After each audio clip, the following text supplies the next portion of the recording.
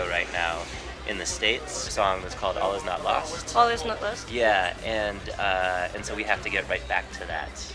I can tell you a little bit about it. We're working with a modern dance company from New York called Pilabolus, and they are very strong athletic dancers, like us.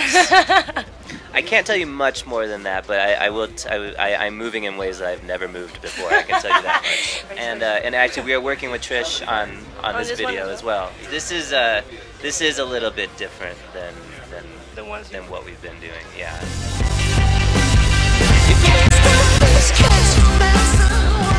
You know, a lot of the concepts either come from us or just from our friends. You know.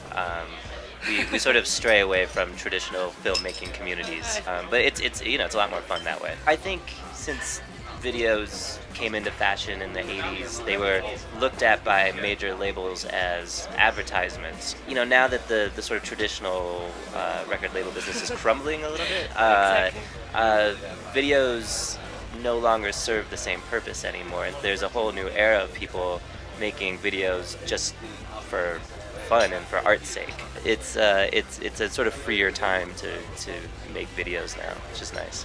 I would love to record a video here. I'd love to record a record here. I think this is like I was saying before, the energy here is really good. I feel like this would be a nice place to just kind of write a bunch of music and record. Hi, I'm Tim Nordwin from the band OK Go, and I want to say hi to Marvin TV.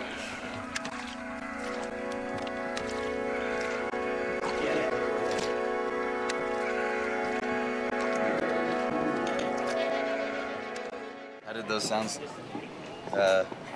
how were they created in the first place? I think we just try to pull from as many sources as possible to create whatever our specific sound from album to album is going to be. So, you know, as a result, it's not just going to be bass guitar drums. From the beginning, we always wanted to do something different with percussion, especially. We're trying to figure out ways to make, you know, you still have a backbeat on the 2 and the 4. 1, 2, 3, 4. But you want to make it sound different sometimes.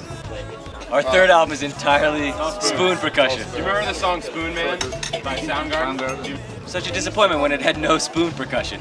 No spoon, so we're going to do that. We're going to cover that. Right now. You want to start recording?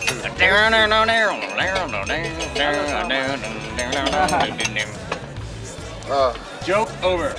We were the younger guys in the band were born in the 80s, so you can't help but be influenced by some of that sort of trashy 80s sound. You know? All those sweet 70s guitar solos because of me. 70s guy. 70s, yeah. You know, so. Yeah. Roller skates and guitar solos.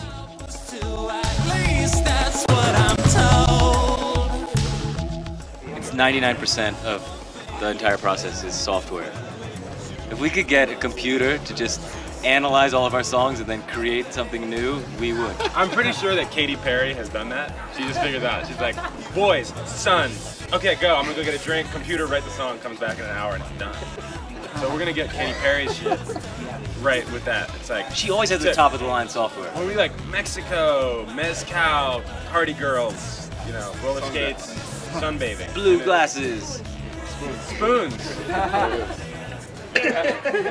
Hello everybody.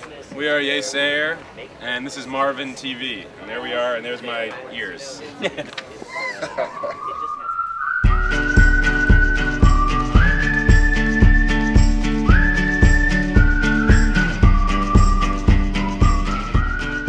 It's so strange to come to a country that you haven't, like, where there are people that know your music and yet you haven't been there. And I feel like it's long overdue, this visit, you know what I mean, in a lot of ways. And also Pico was saying a lot of the music was inspired by Mexico. I mean, the original demos, there was even a song called Mexico on the Count of Three that didn't end up making the album. Yeah, Kisses Over Babylon is in Spanish, or my version of Spanish. You know, there's a lot of that vibe going on. Right after I came to Mexico for the Séptimo Piso, okay, for that show that you guys brought us out to, I was starting to, actually, you know what? I had already started writing the Edward Sharpe stuff, so. Can I just tell you about that? He was recording He just gotten back from Mexico City and he was recording some demos for the Edward Sharpe record, and I was eating a fortune cookie, and I opened it up and it said, "You are about to witness a miracle," and that's when Alex wrote and sang Janglin'. Yeah, that's right.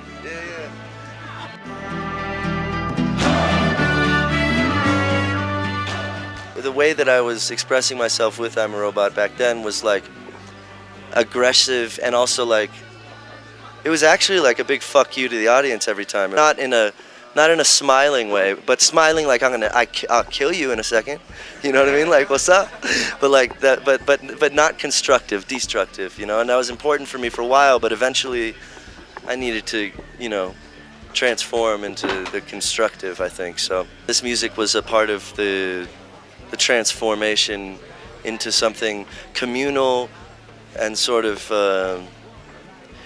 it's not all constructive, but basically the overarching theme is construction as opposed to destruction, I would say, philosophically anyway. The darker songs where that energy, that sort of darker energy comes up, the thing that carries me through it is sort of the force of trust, of getting through to the other side, you know, and of being able to brave the fire. So, in not even a peaceful way necessarily. It could be a confrontational, hectic way, but having peace as in my mind as the result. Greetings to Marvin Magazine.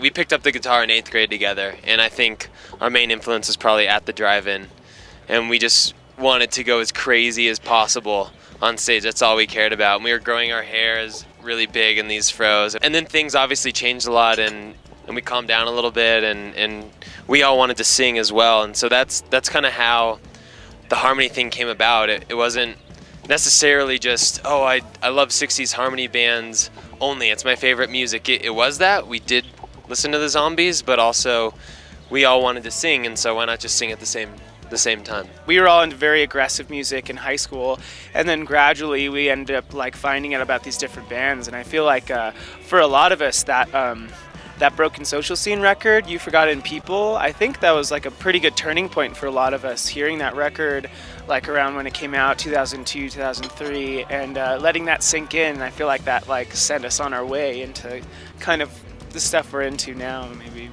Well, we lived in Orange County, so that's like a little under an hour south of LA, and we wrote most of the record down there in a house down there. We figured, you know, if we live so close to LA, we should go up there because there's so much, you know, going on. It was really just kind of beautiful how everything came together. There's such an awesome kind of like music, like art, photography, like everyone's doing their thing, and it's really nice to see other people working on something passionately.